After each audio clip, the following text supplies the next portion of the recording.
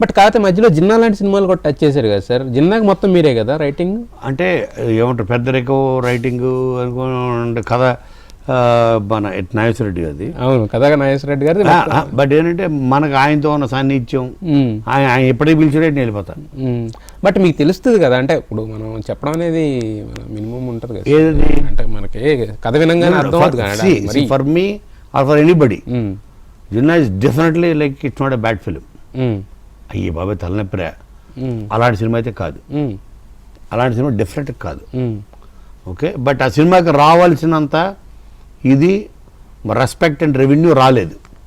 చాలా నమ్ముతారు. అదే ఈ మధ్యకాలంలో అంటే అంటే ఒక సినిమా హిట్ అయితే ఎలా అయితే నెత్తి మీద పెట్టుకుంటున్నారో, ఒక సినిమా బాగోపోతే దాన్ని అంతే దారుణంగా ట్రోల్ చేస్తున్నారు సోషల్ మీడియా పెరిగిపోయిన తర్వాత. మరి జిన్నాకి అదే కదా జరిగింది యాక్చువల్గా. జిన్నాకి కూడా అంటే ఆయన అదే టైంలో దానికి ముందు ఆయన సన్ ఆఫ్ ఇండియా ఒక సినిమా చేశారు. అవును, అప్పుడు కూడా అలాగే ట్రోల్ చేశారు.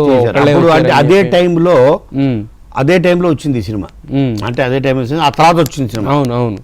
ఓకే, మేబీ దాని తాలూకు ఎఫెక్ట్ కొంత దీని మీద పడింది.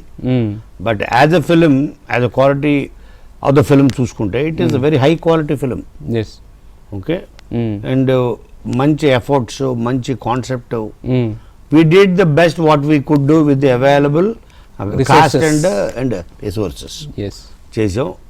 I have no regrets, and nobody has any regret at neither we for done Jinnah. No one has any regrets. But నేను ఈ రోజుకి మోహన్ బాబు గారికి చెప్తుంటా, అన్నయ్య మీరు చేసిన బిగ్గెస్ట్ మిస్టేక్ ఏదైనా ఉంటే సన్ ఆఫ్ ఇండియా. అది నాకు ఇష్టం లేదు. ఎందుకు ఇష్టం లేదంటే ఎక్కడో మిస్ఫైర్ అయిపోయింది అది. ఫ్రమ్ ద ఐడియా లెవెల్ నుంచి మిస్ఫైర్ అయింది. అంటే ఒక రాంగ్ దాన్ని తీసుకో, ఇది ఇది ఇది అలా కాదు, ఇది అలా కాదు. బట్ ఇది it got overshadowed or bulldozed by the previous releases of the you know